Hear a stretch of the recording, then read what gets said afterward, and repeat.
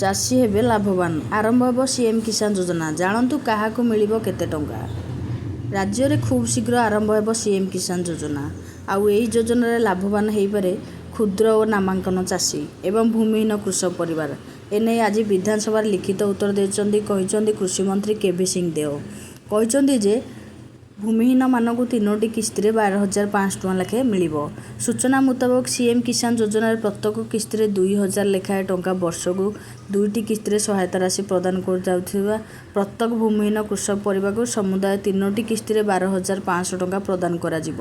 ତେବେ ନୂତନ ଭାବରେ ପଞ୍ଜୀକୃତ ହେବା ପାଇଁ ଚାଷୀମାନେ ସିଏମ୍ କିଷାନ ଅଭିମୁଖୀ ପୋର୍ଟାଲ ମାଧ୍ୟମରେ ଆବେଦନ କରିପାରିବେ। ଏହି ପ୍ରକ୍ରିୟାକୁ ଖୁବ୍ ଶୀଘ୍ର କାର୍ଯ୍ୟକାରୀ କରିବାକୁ କହିଛନ୍ତି ଆମର ମୋହନ ସରକାର।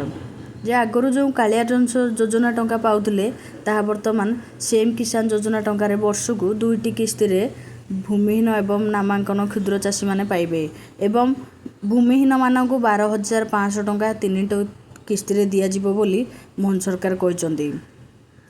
ଆଗରୁ ଯେମିତି କାଳିଆ ପୋର୍ଟାଲରେ ଆବେଦନ କରୁଥିଲେ ତାହା ବର୍ତ୍ତମାନ ସିଏମ୍ କିଷାନ ପୋର୍ଟାଲରେ ଆବେଦନ କରିବେ। ଯଦି ମୋର ଏହି ଭିଡ଼ିଓଟି ଆପଣମାନଙ୍କୁ ଭଲ ଲାଗେ ଦୟାକରି ଭିଡ଼ିଓଟିକୁ ଲାଇକ୍, ସେୟାର, ସବସ୍କ୍ରାଇବ୍ କରି ପାଖରେ ଥିବା ବେଲ୍ ଆଇକନ୍କୁ କ୍ଲିକ୍ କରି ଅଲ୍ରେ ସେଟ୍ କରିଦିଅନ୍ତୁ।